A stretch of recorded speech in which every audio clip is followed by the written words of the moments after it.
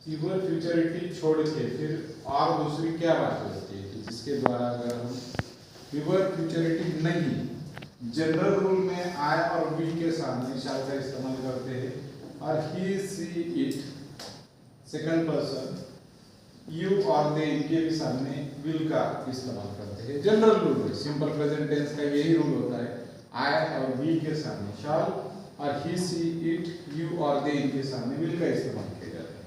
लेकिन हो क्या जाता है कि अगर ये सिंपल फ्यूचरिटी नहीं है, प्योर फ्यूचरिटी नहीं है कि कोई शुद्ध भविष्य काल कहते हैं ये प्योर फ्यूचरिटी है सर।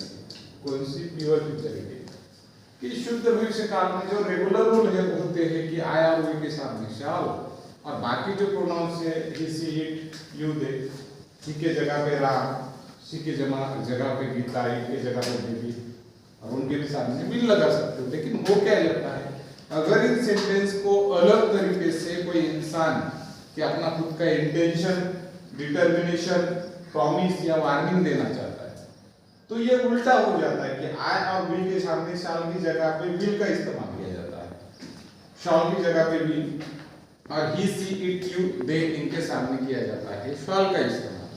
तो हो गया पूरा उल्टा, हो गया पूरा उल्टा कि जब भी आई और वी के सामने शाल इस्तेमाल करते थे तो इधर विल इस्तेमाल किया जा रहा है यहाँ पे देखिए, और he see it you they के सामने इधर प्योर फ्यूचरिटी में विल का इस्तेमाल किया जाता है, लेकिन डिटर्मिनेशन, इंटेंशन, प्रॉमिस और वार्निंग में इधर शाल इस्तेमाल किया जा रहा है।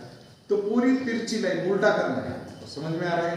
अब होता क्या है कि जब मैं डिटर्मिनेशन बोलूंगा तो डिटर्मिनेशन का मतलब क्या होता है कि हम जब कोई दृढ़ संकल्प लेते हैं तो जनरल इसमें आई शॉल बोला जाता है, लेकिन आई शॉल की जगह पे डिटर्मिनेशन है तो आई विल बोलूंगा।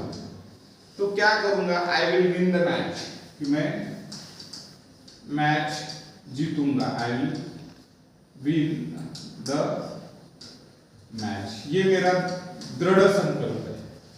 तो जब भी कोई इंसान अपना दृढ़ संकल्प व्यक्त करता है, निश्चय व्यक्त करता है, उसे ही अंग्रेजी में डिटर्मिनेशन कहते हैं कि किसी इंसान ने दृढ़ संकल्प लिया कि मैं ये करूंगा, आई शॉल की जगह पे आई विल बोलना है आपको जब कोई इंसान दृढ़ संकल्प लेता है। प्योर फ्यूचरिटी में यहाँ पे शाल होता है, बराबर है। अब डिटर्मिनेशन की जगह पे आप क्या करना चाहते हो कि इंटेंशन। अब इंटेंशन का मतलब होता है कि आपका जो हेतु है कुछ करने का। जैसे अगर मेरा मन में अभी एक नया घर खरीदी करूंगा या फिर मैं कोई कार खरीदूंगा, ऐसा अगर मैं बोलना चाहता हूँ तो यहाँ पे आई विल नहीं, आई शॉल नहीं, I will buy a new house या फिर कार, ऐसे भी बोल सकते हैं कि मैं एक नया घर खरीदी करूंगा। तो ये मेरा इंटेंशन बताया गया है कि मेरे दिमाग के अंदर जो हेतु है कुछ करूंगा ऐसा बोलना चाहता हूँ भविष्य में कि I have a intention, I will do something in the future, भविष्य में कुछ करूंगा ऐसा बताना चाहता हूँ। तो यहाँ पे आई शॉल की जगह पे यहाँ पे भी आई विल आ गया क्योंकि यहाँ पे इंटेंशन है।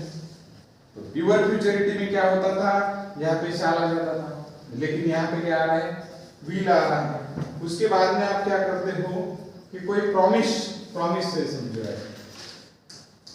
प्रॉमिस का मतलब होता है कि कोई वादा किया है आपने, किसी इंसान को वादा किया है या फिर वचन दिया है। तो मैं अगर आपको प्रॉमिस करता हूं कि आई शॉल बोलने के बजाय मैं बोलूंगा आई विल हेल्प यू या फिर I will support you, support. तो इस विल द्वारा कोई सब्जेक्ट क्या करेगा, मतलब कि प्रॉमिस वचन दे रहा है कि मैं तुझे मदद करूंगा, मैं तुम्हें समर्थन दूंगा। तो यहाँ पे करूंगा, दूंगा भी द्वारा व्यक्त किया जा रहा है। एक्चुअली यहाँ पे शाल होना चाहिए, पर शाल कब होता है, प्योर फ्यूचर टेंस जब होता है, जनरल व्यवहार के बारे में बात करते हैं तब विल का इस्तेमाल होता है। लेकिन आप प्रॉमिस कर रहे हो, किसी को वचन दे रहे हो, किसी को वादा कर रहे हो, अरे यार मैं तो ये करूंगा, तो इस वक्त आपको विल का इस्तेमाल करना है। वार्निंग जब होती है, वार्निंग का मतलब होता है चेतावनी, चेतावनी। किसी को धमकी देना समझो, हम क्या बोलते हैं इसको, धमकी।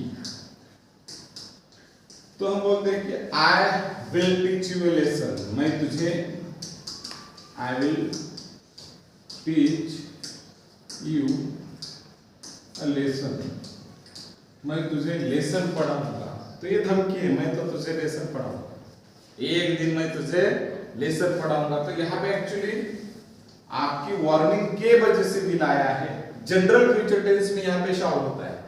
और ऐसे ही अगर आप अलग तरीके से इंटेंशन वार्निंग देना चाहते हो तो ही, सी,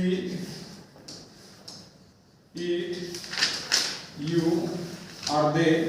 अब इन सब के सामने आपको लगता है विल होना चाहिए, लेकिन इन सब के सामने क्या आ जाता है, यहाँ पे शॉल का इस्तेमाल किया जाता है, जिसके कारण आप डिटर्मिनेशन को व्यक्त कर सकते हो, आप इंटेंशन को व्यक्त कर सकते हो, आप अपने प्रॉमिस को व्यक्त कर सकते हो और आप आपके वार्निंग को व्यक्त कर सकते हो। इसलिए मैं इसको कहता हूँ डिप डब्ल्यू। तो डिटर्मिनेशन, इंटेंशन, प्रॉमिस और वार्निंग। ओके।